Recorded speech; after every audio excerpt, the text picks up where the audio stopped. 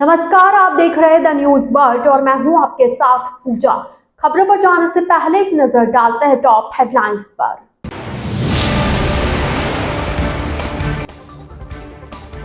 सर्दी ने बरपाया कहर, कोहरे और शीतलहर ने छुड़ाई धुजनी, जनमानस प्रभावित।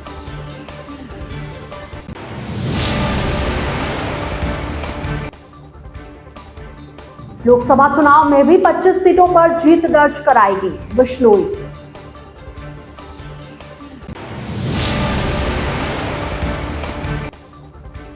खनिजों की खोज और दोहन में उन्नत तकनीक जरूरी, कॉन्फ्रेंस का समापन कल।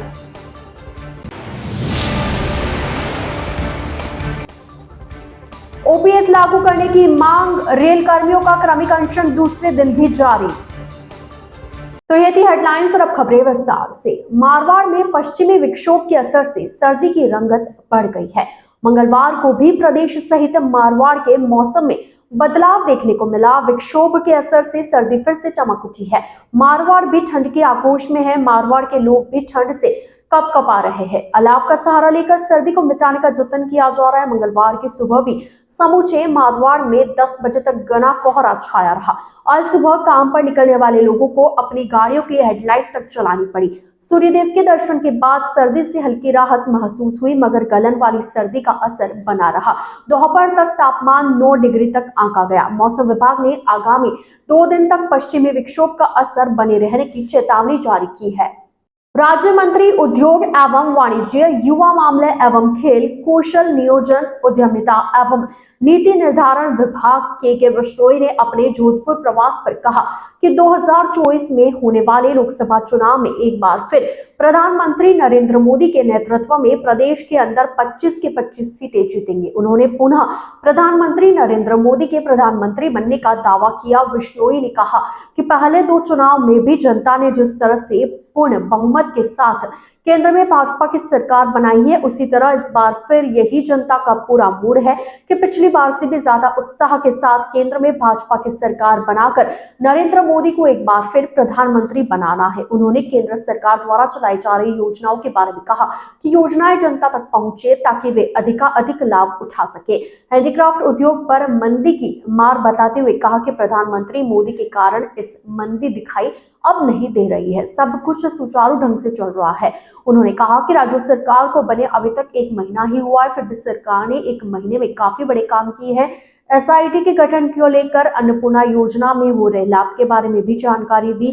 पूर्व में सांसद निधि से खेलकूद प्रतियोगिताएं होती थी, अब विधायक निधि से खेलकूद प्रतियोगिताएं होंगी। देखिए, अभी 2 दिन पहले भजनलाल जी की पूरी टीम का गठन हुआ है। सबको अलग अलग दायित्व दिए गए और प्राथमिकता है कि पूर्ववर्ती सरकार के जो तमाम मुद्दे घोषणा पत्र के ऊपर भारतीय जनता पार्टी लेकर के आई, सड़क से सदन तक अलग अलग समय पर आंदोलन के जरिए और विरोध जता करके हर जगह पर भारतीय जनता पार्टी के कार्यकर्ताओं ने पुरजोर विरोध भी किया और जनता ने उस चीज़ का साथ भी दिया और पूर्ण बहुमत की 115 सीटों की सरकार बना करके भजनलाल जी को मुख्यमंत्री भी बनाया गया और उन्होंने अपनी टीम का गठन भी किया। अलग अलग क्षेत्र के सारे, हो सकता है जितना उन्होंने जातीय समीकरण के को ध्यान में रखते हुए अलग अलग पूरे क्षेत्र को, अलग अलग वर्ग के लोगों को, युवा को, बुजुर्गों को, महिलाओं को, सबको अपनी टीम में लेकर के और आगे जो घोषणा पत्र के अंदर बातें बताई गई है, भारतीय जनता पार्टी सदैव चाहे केंद्र में हो चाहे प्रदेश में हो, अलग अलग जगह पर सरकारें बनी हुई है और घोषणा पत्र के आधार पर ही जनता को जो वादा करती है उसी के ऊपर कार्य करती है। देखिए, उद्योग मंत्रालय काफ़ी बड़ा विषय है और हस्तशिल्प भी उसमें से एक विषय है, जरूर आप जो बता रहे हैं, लेकिन वो सारा ग्लोबल मंदी का उस पर असर है। आज मोदी जी के नेतृत्व में जो लगभग बात करें तो सारे ही धंधों में कोई कमी नहीं है, अंतर्राष्ट्रीय मंदी का उस धंधे पर असर है। ऑक्सीजन कैसे मिलेगी? देखिए, अपन उम्मीद करते हैं कि विश्व के अंदर बढ़िया शांति हो, विश्व का कल्याण हो, हैंडीक्राफ्ट के निर्यातकों को भी अच्छा होगा। पूर्व में सांसद खेलकूद प्रतियोगिताएं की गई थी, वैसे ही एक नवाचार विधायक खेलकूद प्रतियोगिता का जल्दी करने का एक नवाचार हम करेंगे। SIT का गठन हुआ है, टास्क फोर्स बनाई गई है। अन्नपूर्णा योजना जिसमें 450 ग्राम ही भोजन एक आम आदमी को, एक गरीब आदमी को दिया जाता था, उसको भी 600 ग्राम करके और एक नवाचार किया है। और कल का पेपर भी आपने देखा होगा, जो Bharatiya Janata party paper leak के मुद्दे को लेकर के चली थी, कल का पेपर भी बड़े शांतिपूर्ण तरीके से हुआ है। 1 महीने में जो पिछले 5 वर्ष में कांग्रेस की सरकार नहीं कर पाई, वो 1 महीने के अंदर माननीय भजनलाल जी के नेतृत्व में हुआ है। देखिए, अभी मंत्रालयों का अभी विभाग सारे बांटे गए हैं, चीज़ें जैसे जैसे ध्यान में आएगी उसको और भी अच्छे तरीके से। जोधपुर में MEAI द्वारा होटल श्री राम इंटरनेशनल में सोमवार को शुरू हुई खनिजों की खोज और दोहन में उन्नत तकनीक विषय पर आयोजित चतुर्थ अंतर्राष्ट्रीय संगोष्ठी आज दूसरे दिन भी जारी रही। यह कार्यक्रम MEAI संगठन द्वारा 10 जनवरी तक आयोजित किया जाएगा। MEAI के जोधपुर अध्याय के अध्यक्ष AK जायसवाल ने बताया कि संगोष्ठी में आज दूसरे दिन भी विभिन्न विषयों पर चर्चा की गई, जिसमें प्रमुखता अन्वेषण प्रौद्योगिकी में सुधार, खनिज अन्वेषण के विभिन्न पहलुओं, दीर्घकालिक पर्यावरण और तकनीकी दक्षता तथा खनिजों के अन्वेषण और निष्कर्षण में आधुनिक तकनीक के उपयोग पर जोर दिया गया। वक्ताओं ने कहा कि खनिजों की खोज और दोहन में उन्नत तकनीक जरूरी है। नमस्कार, AK Jaiswal, Jodhpur chapter chairman MEAI। आपके चैनल के माध्यम से मैं बताना चाहूँगा, जोधपुर राजस्थान के शहर में 3 दिवसीय international conference advanced technology in exploration and exploitation of mineral आयोजित की जा रही है। कल इसका उद्घाटन हुआ था, जिसमें KL श्रीवास्तव साहब वाइस चांसलर जैन यूनिवर्सिटी थे। आज टेक्निकल सेशन शुरू हुए हैं और टोटल 40 टेक्निकल सेशन इसमें पढ़े जाएंगे और विभिन्न शहर से आए हुए इंडिया और एब्रॉड के साइंटिस्ट, टेक्नोक्रेट्स इसमें भाग ले रहे हैं और अपने पत्र वाचन कर रहे हैं। अपने पत्र के द्वारा वो एडवांस टेक्नोलॉजी कहाँ यूज हो रही है उसको यह बता रहे हैं और कैसे माइंड डेवलपमेंट में और प्रोडक्टिविटी बढ़ाने में ये सहायक होगा उसको बताया। और ये यहाँ के स्टूडेंट्स, माइनिंग के स्टूडेंट्स हैं, जियोलॉजी के स्टूडेंट्स हैं और इसमें भी इंजीनियर, टेक्नोक्रेट विभिन्न संस्थानों में काम कर रहे हैं, वो इसका लाभ लेंगे और आने वाले टाइम में इस टेक्नोलॉजी को यूज करके देश की प्रोडक्टिविटी बनाएंगे और आत्मनिर्भर भारत में सहायता करेंगे। MEAI राजस्थान जोधपुर चैप्टर के तत्वाधान में होने वाले इंटरनेशनल सेमिनार 8 तारीख से 10 तारीख तक, इसके अंदर में इंटरनेशनल हाइब्रिड मोड में हमारे पास 30 स्पीकर्स आ रहे हैं और टोटल मिला के हमारे पास 35 ऑफ चैप्टर के जो पेपर्स हैं ऑलरेडी आ चुके हैं। हाइब्रिड मोड मिला करके मेरे पास में पूरे 3 दिन में करीब 600 से 700 डेलीगेट्स जुड़ेंगे और इन और अगर यहाँ हम देखें तो जो हमारा जो इनॉग्रेशन सेशन है, जो BC जोधपुर JNU से हमारे जो KL श्रीवास्तव साहब के इंडियन जियोलॉजिस्ट हैं, एमिनेंट हमारे वो हैं प्रोफेसर जियोलॉजी के, जो उसके चीफ गेस्ट थे और पत्रकारिता डॉक्टर PC पुरोहित और eminent mining engineer and geologist AK Jaiswal and बहुत से हमारे ऐसे डेलीगेट्स हैं जो के एक्टिव मेंबर्स हैं। अपना सहयोग रहा behalf of MEAI Rajasthan Jodhpur chapter Rajneesh Purohit, former controller of mines, Indian bureau of mines की तरफ से बहुत बहुत शुभकामनाएं जो आयोजनकर्ता को और प्रायोजन। National federation of Indian railway man के आह्वान पर पुरानी पेंशन योजना की बहाली को लेकर रेल कर्मियों का क्रमिक अनशन आज दूसरे दिन भी रेलवे स्टेशन के बाहर जारी रहा। रेलवे के सभी संगठन व यूनियन से जुड़े रेल कर्मी संयुक्त रूप से 4 दिन तक क्रमिक अनशन करेंगे। आज दूसरे दिन भी 50 से ज्यादा कर्मचारी अनशन पर बैठे। जोधपुर रेलवे स्टेशन के बाहर national federation of Indian railway man के आह्वान पर उत्तर पश्चिम रेलवे मजदूर संघ से जुड़े रेल कर्मचारी 2 दिन से क्रमिक भूख हड़ताल पर बैठे हैं। देश भर में ओल्ड पेंशन लागू करने की मांग को लेकर कर्मचारी 4 दिनों तक हड़ताल पर बैठेंगे। NJCA के आह्वान पर आज दूसरे दिन 8 तारीख को हमने ये कर्मिक अनशन आरंभ किया था, जो 11 तारीख तक चलेगा। ये कर्मिक अनशन NJCA के आह्वान पर पूरे देश के अंदर हो रहा है। हमारी मुख्य मांग यह है कि 1/1/2004 के बाद में भारत सरकार द्वारा नई पेंशन योजना रेल कर्मचारी और केंद्रीय कर्मचारियों पर थोप दी गई, जिसका हम लगातार विरोध करते हैं। सरकार इस ओर बिल्कुल ध्यान नहीं दे रही है। मजबूरन रेल कर्मचारियों को कार्मिक अनशन पर बैठना पड़ रहा है। अगर सरकार अब भी इस ओर ध्यान नहीं देती है तो निश्चित तौर पर एनजेसीए के आह्वान पर रेल कर्मचारी रेल का चक्का ही नहीं बल्कि देश की चक्का जाम कर अपनी मांगों को मनाने का काम करेंगे। ये देश का इतिहास कहता है कि जब जब भी मजदूरों ने आंदोलन किया है, जीत मजदूरों की हुई है और इसमें भी हमको विश्वास है कि आने वाले समय में जीत रेलवे कर्मचारियों की होगी और निश्चित भारत सरकार को एनपीएस को बदलकर ओपीएस में परिवर्तन करना पड़ेगा।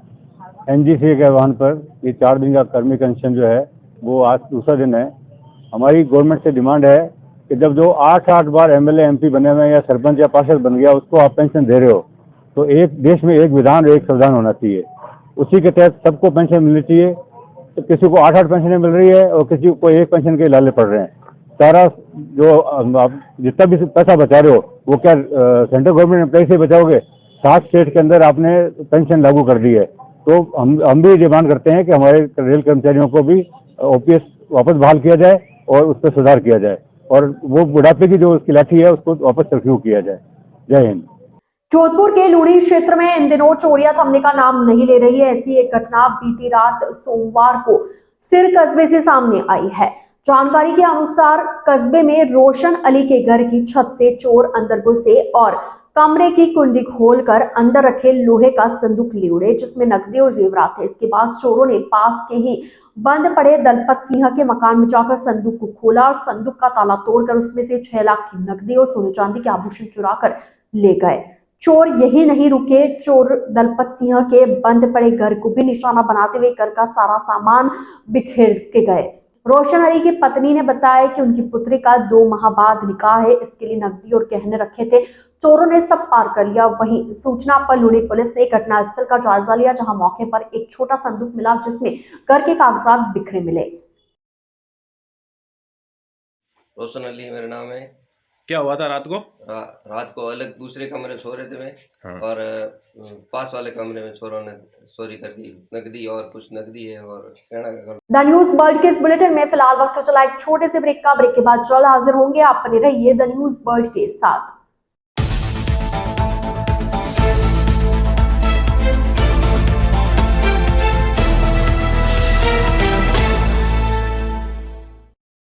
ब्रेक के बाद आपका स्वागत है। उद्योग एवं वाणिज्य राज्य मंत्री के बिश्नोई का जयपुर से जोधपुर आते समय समर्थकों ने 36 मील हनुमान मंदिर, बालाफांटा, कापरड़ा, विष्णुधानी बनावास में साफा माला पहनाकर स्वागत किया। बालाफांटा पर बिश्नोई समाज की महिलाओं ने मंत्री के सम्मान में मंगल गीत गाकर तिलक कर मोली बांधकर स्वागत किया। साथ ही जम्बेश्वर भगवान की तस्वीर भेंट की। इस दौरान मंत्री ने कहा कि सरकार विकास के काम में कमी नहीं आने देगी। साथ ही सरकार जन कल्याणकारी योजनाओं का फायदा गांव के अंतिम छोर पर बैठे व्यक्ति तक पहुंचाने के लिए संकल्पबद्ध है। इस दौरान मंगलाल पवार, रामरख जाखड़, सुनील पवार, अशोक बिश्नोई, ओम प्रकाश पवार, नथमल खिचिया आदि उपस्थित रहे। सभी लैब साहेब अनुरोध है माननीय देवेंद्र जी जोशी हमारे सूरसागर विधायक राज्य मंत्री जी का स्वागत करें। एक बार जोरदार तालियां माननीय राज्य मंत्री और देवेंद्र जी जोशी जी के लिए। महेंद्र जी मेघवाल और पूरी टीम उनके साथ पधारी है। माननीय अध्यक्ष जी देवेंद्र जी साले साहब से अनुरोध है पधारे। राजकीय उच्च माध्यमिक विद्यालय उदय मंदिर के संयोजन में 67वीं राष्ट्रीय स्तरीय लॉन टेनिस प्रतियोगिता के दूसरे दिन टीमों ने शानदार प्रदर्शन किया। प्रतियोगिता मीडिया प्रभारी शौकत अली लोहिया ने बताया कि जिला शिक्षा अधिकारी माध्यमिक शिक्षा इंसाफ खान जय, लखनऊ एसजीएफआई ऑब्जर्वर प्रदीप कुमार, प्रधानाचार्य व संयोजक डॉक्टर निजामुद्दीन अब्बासी, शारीरिक शिक्षक संघ के प्रदेशाध्यक्ष हापुराम चौधरी, लुनेश सिंह खिची, जगदीश चौधरी, राष्ट्रीय lawn tennis coach Yunus Khan की मौजूदगी में शाला क्रीडा संगम गौशाला मैदान में संचालित लॉन टेनिस की व्यवस्थाओं का जायजा लिया।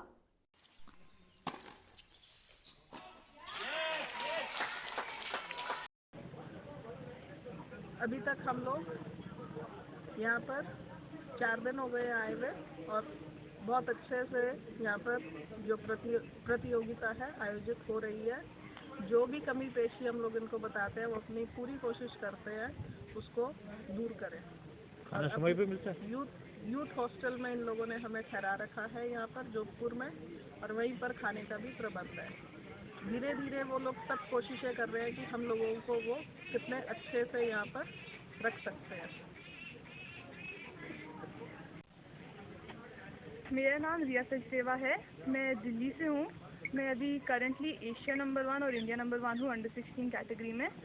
मैं यहाँ पर SDFI school games federation of India national tournament होता है, मैं वो खेलने आई हूँ। मैं अंडर 19 की टीम से खेल रही हूँ। आज हमारा मैच आंध्र प्रदेश से था, टफ मैच था। हमारी टीम ने बहुत अच्छा खेला और हमारा सेमीफाइनल्स है हरियाणा की टीम से। दिल्ली हरियाणा का दोबारा मैच होएगा और हमारी पूरी कोशिश रहेगी कि हम ये मैच जीतें। यहाँ का खाना और रहना बहुत अच्छा है, मेरे को उम्मीद से ज़्यादा यहाँ पर अच्छा लगा और मैं यहाँ पर दोबारा आना चाहूँगी। बड़े हर्ष और उल्लास और खुशी के साथ ये बताते हुए मुझे बहुत गर्व महसूस हो रहा है कि सूर्यनगरी की धरती पर 7 जनवरी से 13 जनवरी 67 national school games tennis tournament girls under 17 under 19 जो होने जा रहा है वो बहुत ही अच्छी तरह चल रहा है, जिसमें हमारे 2 इवेंट होने थे, टीम इवेंट और इंडिविजुअल। आज के दिन टीम इवेंट में दोनों ही इवेंट में गर्ल्स क्वार्टर फाइनल तक पहुंच गई हैं और ये शांतिपूर्वक चल रहा है, सब जगह व्यवस्थाएं अच्छी हो रही है। और उसमें एक खुशी की बात और है कि राजस्थान दोनों ही इवेंट में क्वार्टर फाइनल पहुंच चुकी है और आज के इवनिंग सेशन में सेमीफाइनल और कल मॉर्निंग सेशन में फाइनल खेला जाएगा और कल से इंडिविजुअल मैचेस जो हैं स्टार्ट कर दिए जाएंगे। उनको देखते हुए हमारा जो समय है उसमें बहुत ही सही तरीके से और शांतिपूर्वक ये मैचेस खेले जा रहे हैं, जिनमें कई कोचेज ने ठहरने, खाने और खेलने की जो व्यवस्थाएं दी गई है उनकी काफ़ी तारीफ की है, वो हमारे गर्व का विषय है। अब हम चाह रहे हैं कि जो मैचेस राजस्थान खेल रहा है वो बच्चियां जीते और आने वाले जो मेडल का जो समय आए उसमें ज़्यादा से ज़्यादा हम मेडल्स, ट्रॉफी अपने नाम करें और इस टूर्नामेंट को सक्सेसफुल बनाएं।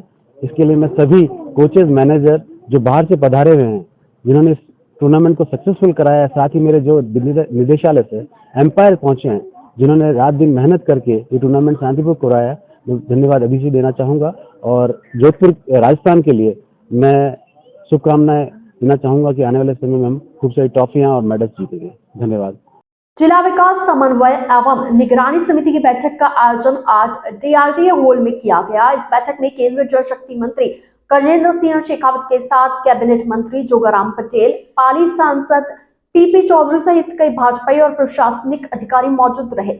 DRDA हॉल में आयोजित जिला विकास समन्वय एवं निगरानी समिति की बैठक की शुरुआत में कैबिनेट मंत्री जोगाराम पटेल को स्वागत सत्कार कर उनका अभिनंदन किया गया। केंद्रीय जल शक्ति मंत्री गजेंद्र सिंह शेखावत, पाली सांसद एवं भाजपा के वरिष्ठ नेता PP चौधरी इस समन्वय समिति की बैठक में हिस्सा लेने पहुंचे। समिति की बैठक में विकास के कई मुद्दों पर विचार विमर्श किया गया।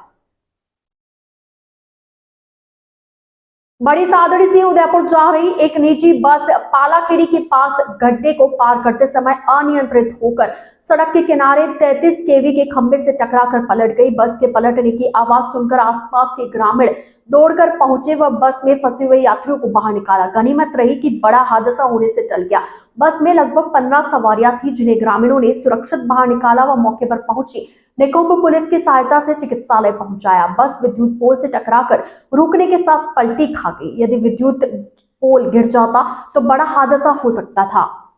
लक्ष्मणगढ़ के जिला अस्पताल में मंगलवार को नर्सेस एवं पैरामेडिकल स्टाफ द्वारा पोष बड़ा महोत्सव का आयोजन किया गया। आयोजन के दौरान अस्पताल में मौजूद स्टाफ सहित मरीजों को पोष बड़ा का वितरण किया गया। नर्सेस यूनियन ब्लॉक अध्यक्ष रामलाल महला ने बताया कि हिंदू धर्म की मान्यता के अनुसार जिला अस्पताल में पोष बड़ा महोत्सव का आयोजन किया गया, जिसका सभी को वितरण किया गया। इस मौके पर PMO डॉक्टर अटल भास्कर, डॉक्टर विमल भूरिया, नर्सिंग अधीक्षक सुशील कुमार, नर्सेज एसोसिएशन के रामकरण ख्यालिया, परमेश्वर बेनीवाल सहित स्टाफ मौजूद रहा। हिंदू धर्म के अनुसार मड़मास में अस्पताल के नर्सिंग और पैरामेडिकल स्टाफ ने यहाँ पोस्ट बड़ा कार्यक्रम रखा है, इससे आने वाले मरीजों को और जो भी यहाँ स्टाफ है और आसपास के लोगों को सबको पोस्ट बड़ा पकौड़े बना के वितरित की जा रही है। आइए चलते चलते एक बार फिर नजर डालते हैं आज की टॉप हेडलाइंस पर।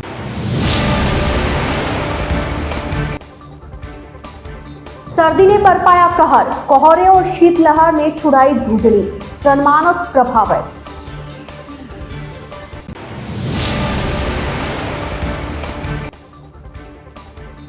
लोकसभा चुनाव में भी 25 सीटों पर जीत दर्ज कराएगी बिश्नोई।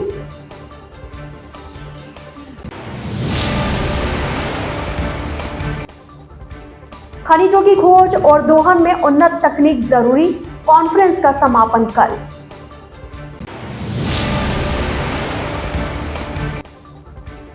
ओपीएस लागू करने की मांग, रेल कर्मियों का क्रमिक अनशन दूसरे दिन भी जारी।